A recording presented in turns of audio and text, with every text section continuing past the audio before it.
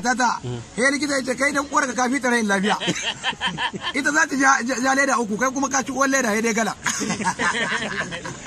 To yanzu da aka baka 100 Bahar me kai da ita? Da na je Abuja Aisha Bahar ta ce ka matsa mijina nace ni ma matsa min ne.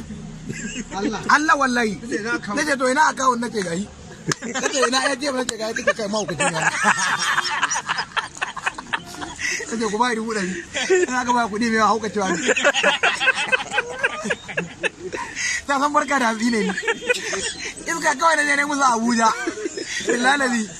kwana na uku a hotel da na da ɗakin mata na ina cika mu amai hekarin jar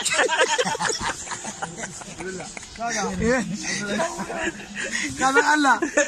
kwana na uku a hotel na hen AC kada shan AC da na da haida ne mura wallahi da ne mura wai kwanaki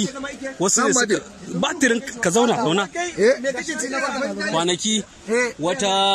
mata ce aka yi wannan hira da ita da ta ga hotonka a Facebook ta buɗe baki yake cewa wai wannan mutum ne kuwa yaro na ma da barka daga bacci na zo kwari ban samu ko naira ɗaya ba kai rarara wannan yana karɓar kebul yaronka yace yaro na ya barka daga bacci yace wayo dodo uwar ta ce yaro ba dodo bane bakin umanka ne. To zaka iya nuna mutane bakin kai wangara kai in kada ne nin a ruwa nake ai zan hadiya na rantsa da Allah wannan yana hadi uku amma kai dai mutum zai hadiya ya koyi rarara malam ya jikin naka a sannan mu ai na kai wannan adda aka baka ajiya dan sanda